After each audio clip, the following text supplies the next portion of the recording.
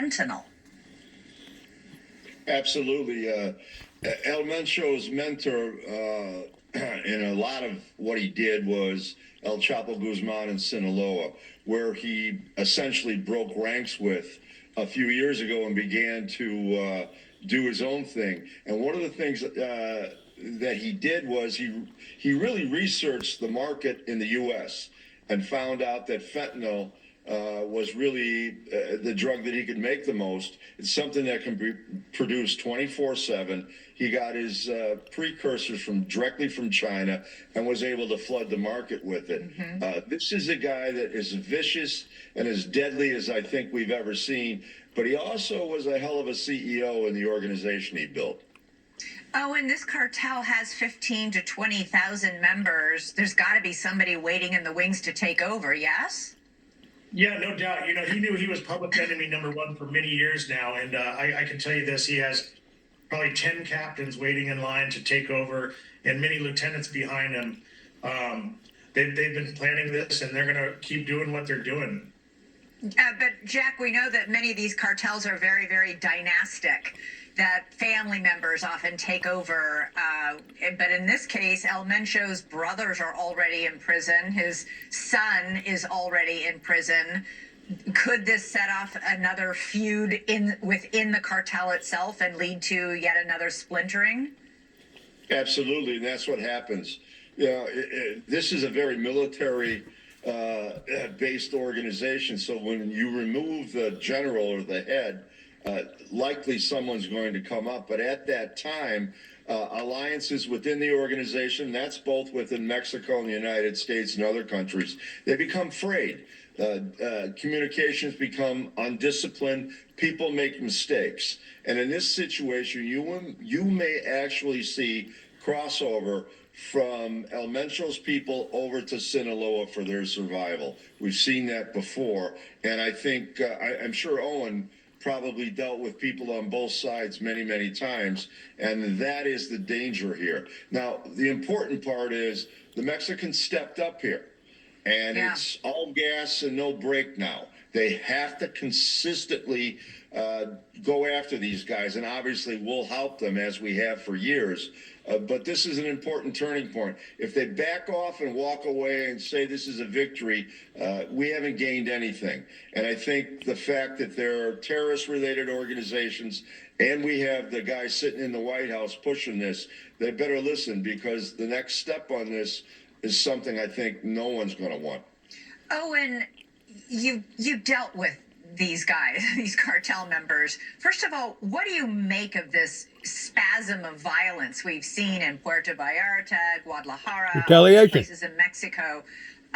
Is this just what is this meant to do? This sort of setting fire and setting explosives all over these areas, especially where there are a lot of Western tourists? I think they're doing a flex and saying, you took down our boss, and guess what? We're going to show you who we are. And like you can see in these pictures, the whole city of Puerto Vallarta is on fire right now. And I'm hoping it gets better, but it's pretty depressing to have family members from that side of town, in their house, feared to come out. And Owen, did you ever, when you were working for the cartels, you said you'd heard a lot of El Mencho. Did you ever meet with him or deal with him in any way? Yeah, fortunately, I didn't work for this cartel, but I'll tell you what, when I did travel in Guadalajara, I usually had 6 bodyguards at all times. And I'll tell you what, many times I saw hanging dead bodies from the bridges in Guadalajara. Wow. This is really something, this news, this reaction. And of course, we all hope this does something to hold people hostage. Somehow the drugs coming into our country. Owen Hansen, always interesting and fascinating to talk to you. You've written a whole book about your story. People can read if they'd like. Jack Riley, really appreciate your expertise as always. Thank you. Coming up for us, Nick Reiner pleads not guilty to murdering his parents. Acclaimed director Rob Reiner and his wife Michelle. The LA District Attorney says the death penalty is on the table. I hate to say it, but it looks like we're going to have to do a reenactment of what China done in the late 1800s, early 1900s, whenever they basically went in and basically had to do an onslaught with all the drug dealers that was in their country, that was basically bringing their country down, pertaining to heroin. And it was gruesome. It was unhumane in a way. But whenever you're dealing with people that are unreformable, when you're dealing with these demons that don't care about the poison that they're injecting our communities with, whenever they don't care about the poisons that they're giving to our children and our children's children, there has to be a breaking point in saying enough is enough. And really and truly, I mean, I admire what the Mexican government has done by sticking their necks out. Like that guy was saying, it's either root hog or die now, because if they back off now, they'll sure enough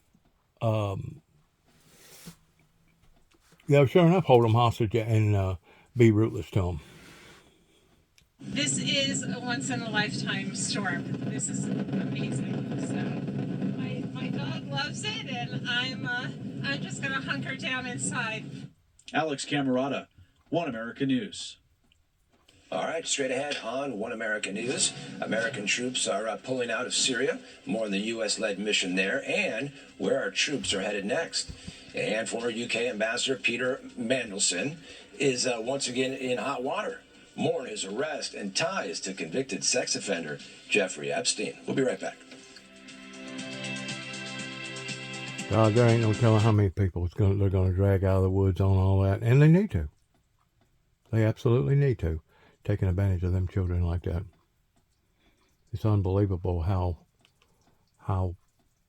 long that they got away with that, and how that basically our judicial system swept a lot of that under the rug and didn't do nothing about it because of the elites, of the powerful and the rich and the conglomerates.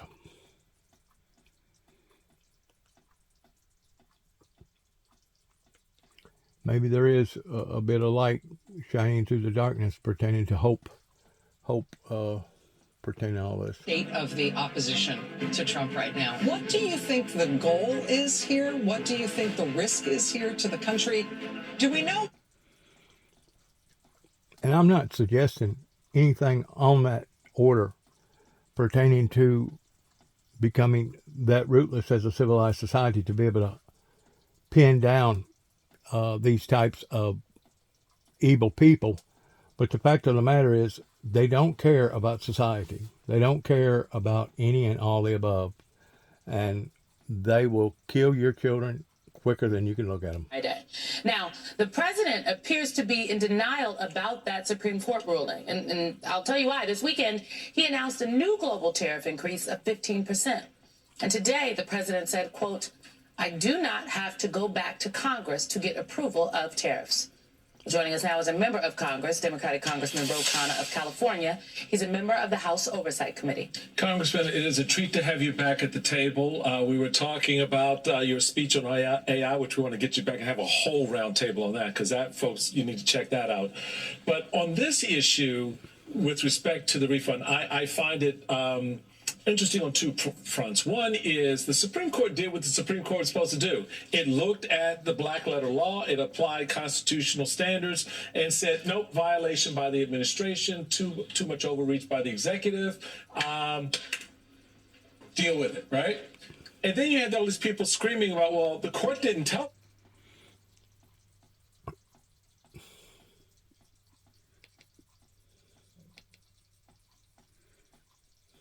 The Joint Chiefs has told Trump and other U.S. officials that there are many risks if Trump strikes Iran, including issues with U.S. weapons stockpiles and straining U.S. service members, and the potential of American casualties. And the warnings come as the United States has massively built up its military presence in the region, including now sending the USS Gerald Ford, which is the largest aircraft carrier in the world. This is the biggest buildup of American forces in the Middle East since the Iraq War more than 2 decades ago. And the United States has never built up a military force this large without using it. Former NATO Supreme Allied Commander James Stavridis comparing Trump's military buildup to Dante's Inferno. And Trump's former Commerce Secretary Wilbur Ross says Trump is more likely to hit Iran after the Supreme Court tariff ruling, saying, quote, I don't think he can take this loss and then be seen as backing down. Out front now, Kareem Sajapur and retired U.S. Army Major General James Spider Marks. Kareem, look, it's a precarious moment, and we've got these new images of protests coming in. Obviously, there have been the mass protests around the country, which were met with such deadly force and so many killed by the regime. And then a period of relative calm. Now we're seeing images like this at El Zahra University, an all-women's university in Tehran. You know, what is the significance of this? And would you say, Kareem, the regime in Tehran is weaker or stronger today than it was after that deadly crackdown of protests weeks ago? The significance of today's protests, Aaron, is that that university, Al Zahra University, is a conservative female university which historically had been a religious stronghold for the regime. So it's just illustrative of how deeply unpopular this government is. And I think it's a government which feels existential angst both internally and externally. It's despised by, I would argue, more than 3/4 of its population. And as you alluded to, it's facing a massive show of U.S. Military force in the Middle East. And it's facing a U.S. president who, in the past, has rolled the dice on several occasions and feels like he's been vindicated. And in my view, potentially prepared to take action again. So, General Marks, you know, when President Trump made that comment about General Kane, he used the words war. General Kane, like all of us, would like not to see war. And he put a capital W on the word war, right? He's not talking about strikes or anything like that. He used the word war. Now, obviously, Congress has not approved a war. Is it inevitable, though, General, that Trump strikes Iran no matter what? I think so, Aaron. Clearly, what you see has been described. We haven't had this type of troop buildup in over 2 decades. And generally, when you have a force like that, it becomes a negotiating tool. Clearly, there are still talks going on in Geneva. They will resume again on Thursday. So the options are crystal clear. You've got that type of force. But when you deploy a force like that, you're incredibly vulnerable. So you have to make sure that all the air defense capabilities that are all linked are in place. We need to make sure that this force clearly understands the capabilities that Iran still has, which is in excess of 2,000 long-range missiles. None of those are nuclear tipped. Take that off the table. But still, they have a capacity to do some tremendous damage against this potential strike force. So I think the short answer is, sure, this could be, and in fact, there could be a very limited strike right now. I have no clue what the target packages look like, but there could be a limited strike in advance of the resumption of those talks on Thursday. Right. So you go to the table on Thursday. To Thursday. make the point, yeah. What just happened? More could be coming your way. So, Kareem, you know, when we look at the buildup that we're seeing as General Marks is laying it out, Trump's special envoy, Steve Witkoff, right, who's been in negotiations, said that Trump can't believe Iran hasn't caved to Trump's demands and pressure. Here's how he put it. I don't want to use the word frustrated. It's almost because he understands he's got plenty of alternatives. But it's curious. He's curious as to why they haven't, I don't want to use the word capitulated, but why they haven't capitulated. Now, Kareem, of course, they've never capitulated before. That would be the norm. But what do words like this trigger? A word like capitulate, the way that Witkoff's using it as being the person in the room in the negotiations. What does it trigger in terms of the Iranian regime response? You know, Aaron, I think President Trump was hoping to resurrect his Venezuela strategy to subject Iran to significant military and economic pressure in the hopes that it would force either, as Witkoff said, either capitulation or political decapitation.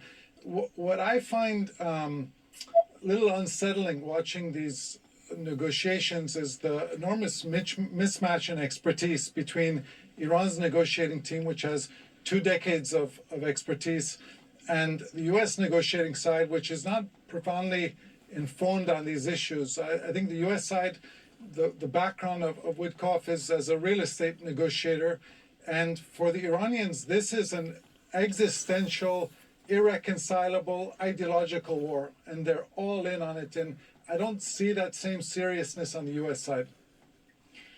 General Marks, you know, when you think about this, though, and both of you have just talked about, you know, the example of Venezuela and the use of the word capitulation, right? And what Kareem's just laying out and the mismatch of negotiating expertise, maybe there's the simplification of it from the Trump side.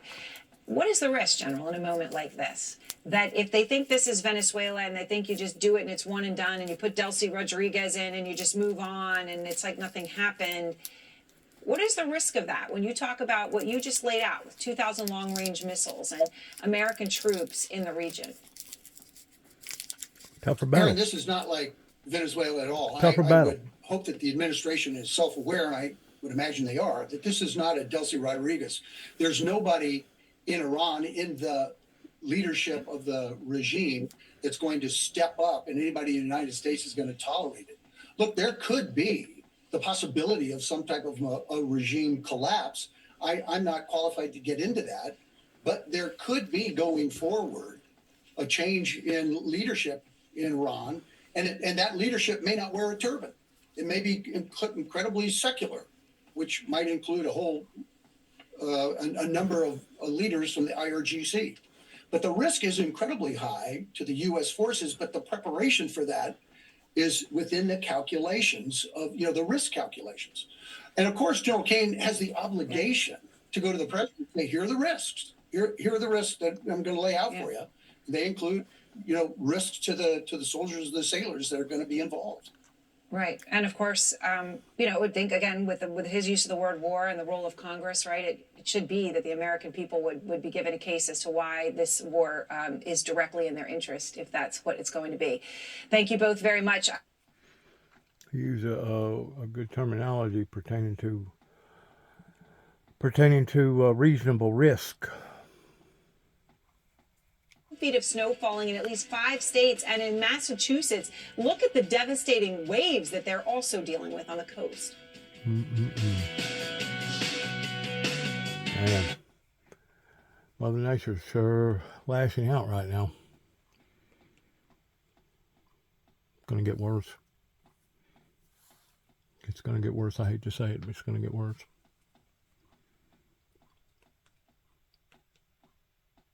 People don't realize that whenever the Bible makes a prediction about the devil coming down in great wrath in these last days because he knows his time is short, I mean, it speaks of that very, very clearly. It's a prediction that God's only begotten Son made regarding what Satan will do once he identifies that he does not have a chance in winning pertaining to defeating the saints or defeating the kingdom of God.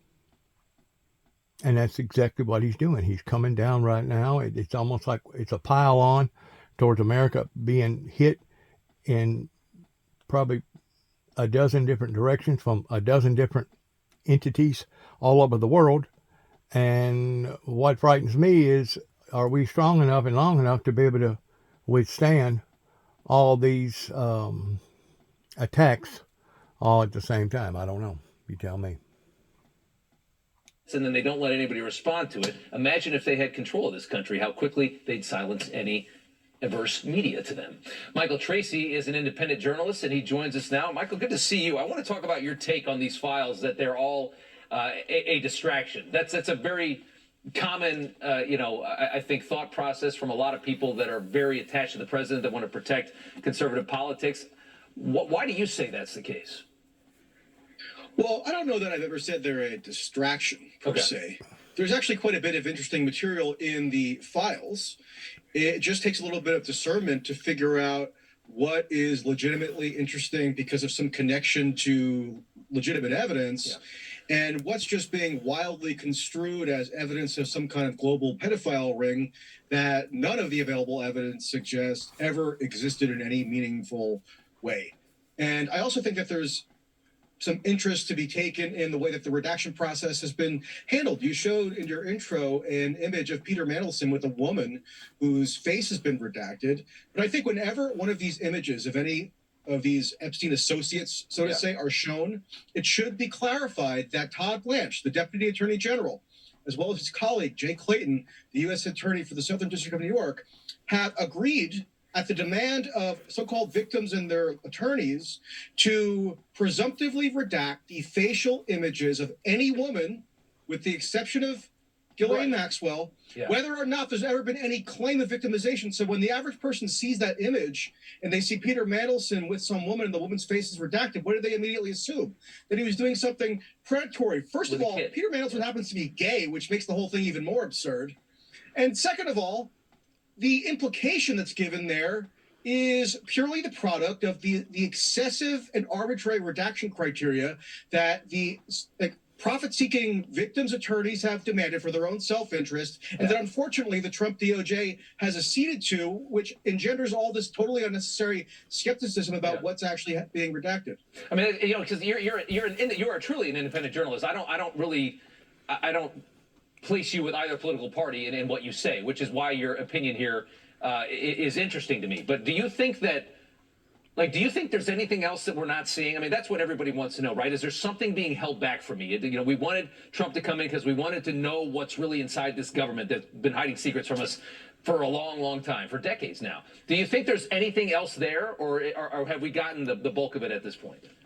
Sure, there's plenty more to see. Just today I was reading through this charging document, or this memo that the Southern District of New York drafted to contemplate whether to charge a potential co-conspirator of Epstein's, who was just one of his lower-level female employees, not a high-profile person at all. And if you read through, like, half the thing is redacted because this potential co-conspirator, or at least who was considered as such a few years ago, is now considered by the government to be a victim.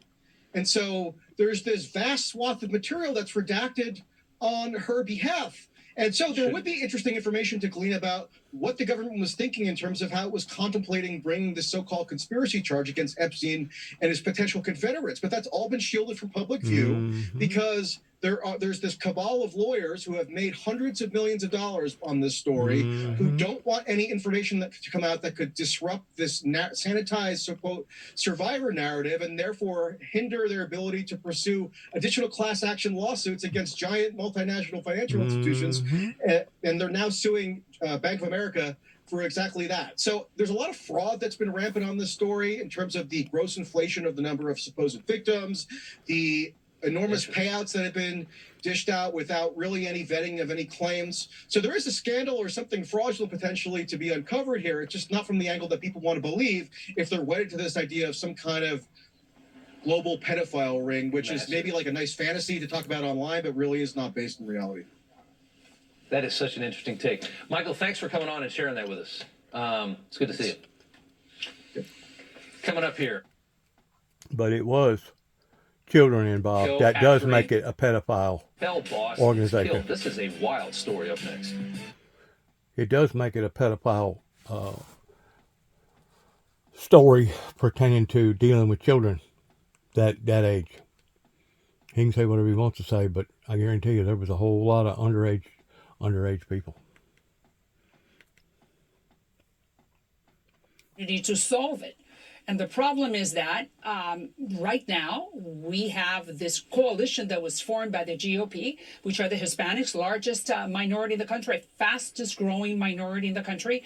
And that is why I introduced, as you mentioned, the only legislation, as Kristi Noem asked us to do, which is called the Dignity Act, which starts this national conversation as to what are we going to do with those people who do not have a criminal record, who are not the bad hombres, but they contribute and they are needed in three key sectors in the economy: agricultural, hospitality, and construction. And I know at the end that the president is getting it, and he will be the one signing this legislation.